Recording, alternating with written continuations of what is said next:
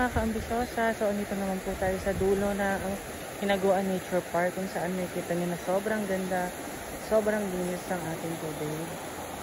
Ayan, nakaka-relax kapag tatambay ka dito. Kaya karamihan talaga sa mga pumupunta ay dito talaga nag-i-stay kasi nakaka-relax dito, hindi siya super init, and katabi lang nito ay ang suba or ang tinatawag natin na running water. Chares! Ayan. Sobrang nakaka-relax dito kasi nga yung agos ng tubig, maririnig yung nakaka-relax sa mga huni ng mga ibon. Tapos yung nasa ilalim ka lang ng puno, ganyan. Diba? Kaya halos talaga lahat ng pumupunta ay dito talaga nag-i-stay. Kaya sa may kita sa mga videos ay hindi to masyadong natututukan ng mga ating kasama kasi hindi nila nakikita na marami nag-i-stay dito, lalo na kapag weekends. Grabe. Kapag mga bandang alas 3, alas 4, andito na sila naka-stay, saan maliligo na sila. At dito po ay ang CR. Diyan po yung bagong CR. Pipinturahan pa po yan. Hindi pa po siya totally tapos. And dito naman po yung second entrance. Ayan, dyan yung second entrance. May mga dumadaan din po dyan. Ito ang basketball na pinag-iisipan pa ni Madam kung ano pa talagang gagawin niya dyan. And meron tayong mga visitors there. Mga baby boys. Chares! Ay!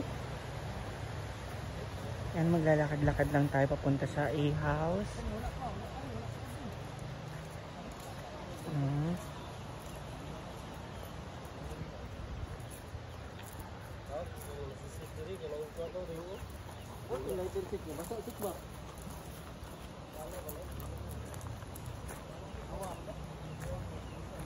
At yung sinasabi ko sa inyo na meron ng tables and chairs sa bawat A-house.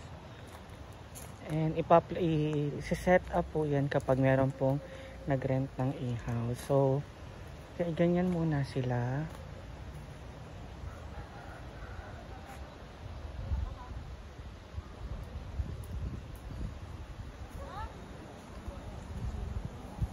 Sorry sa boses ko po kasi meron po akong ubo. Ang hirap magsalita, ang kati-kati sa lalamunan. And may nag-rent po sa A4.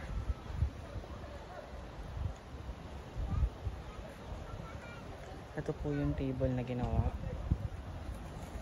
And syempre pupunta po tayo dito sa ating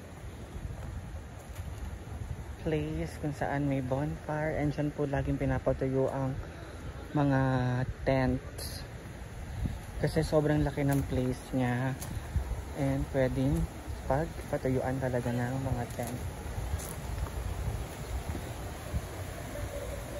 And ang ating mga maintenance ay nandun po sila nakatambay.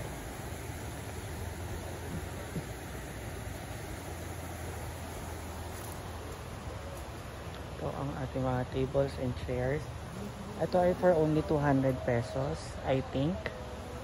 200 or 100 pesos yung pag-rent sa ganito. Hindi ko po sure kung 100 or 200 pesos. Basta alam ko mura lang siya. You can stay morning to evening. O diba? Bonggang bongga.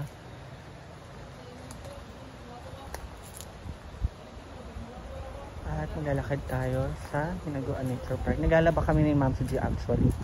And kukuha lang po muna ako ng video para at least mapagod man ako sa paglalaba. Meron akong vlog today. Sobrang aliwalas.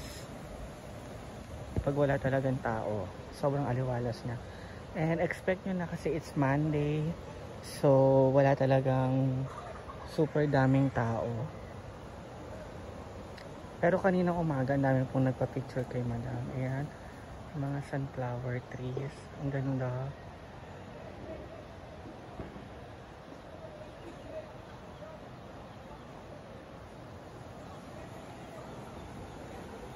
Ayan ang waiting area na laging may tao dyan. Kanina punong-puno po yung ating waiting area.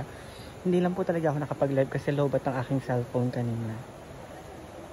And after ni Ma'am Suji magbanlaw ay sasampay ko po yung mga damit. Hindi ko naman din mabibidyohan yung aking pagsasampay kasi nawawala ang aking stand. Kaya ang gagawin na lang natin ay iikot ko na lang kayo sa Hinaguan Nature Park ni Madam Brenda para at least kahit saan man sulok po kayo ng mundo, may ikot at makapaglakbay na kayo sa Hinaguan Nature Park. That is our purpose. That's why we are still in vlogging. It's just because to those people who's in the outside of the Philippines. Sorry for my English, guys. Kaya po kami patuloy na nag-video para po sa mga taong gustong-gusto ang Hinaguan Nature Park and nasa ibang bansa sila. At least natutour namin kayo sa Hinaguan Nature Park. And sa mga taong sinasabing paulit-ulit ang aming video, no. Nagpapakapagod, nagpapakainit kami para makapag-video at makapag-update sa mga taong gustong mapanood ang aming videos. Diba? If you don't like our videos, then leave. Huwag na kayong marami pang sinasabi. Kasi nakakaano rin po kaya, nakakasakit ng damdamin nyo. Ang dami nyo pong side comments. Bakit?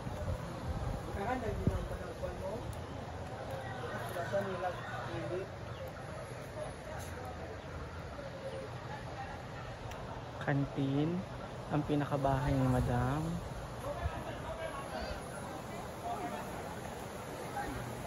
Yan ang aming nilalaban. Sasampay ko na po yan after. At ang ating suba.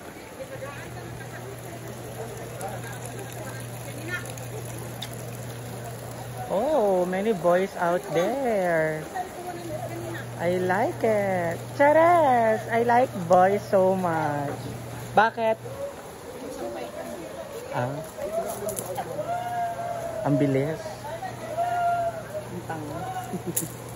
May mga panty. So, ayan. That's my latest update here at Hinaguan Nature Park. So it's Tuesday today and I love you all, guys. Ala, sana all pack dancer. Sana all.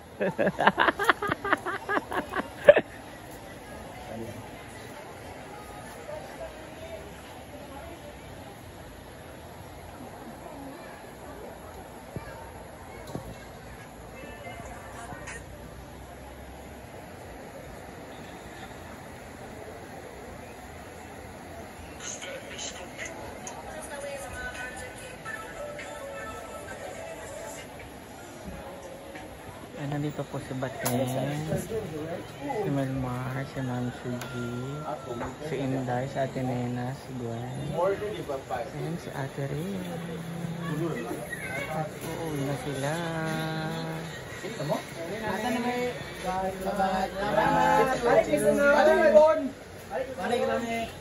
Sada. Ano mo, balik man mo, ano naman mo?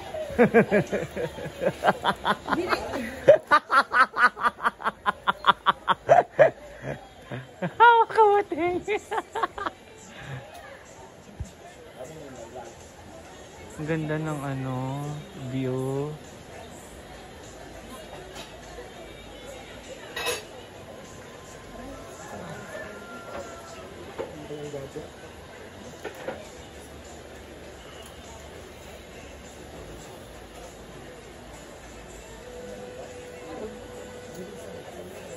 Nandito po si Baten, si Melmar, si Ma'am Suji, si Inday, si Ate Nena, si Gwen, and si Ate Rin. At uuwi na sila.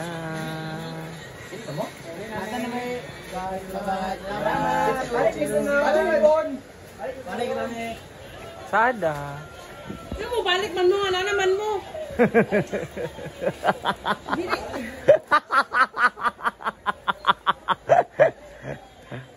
Kawating. Ang ganda ng view.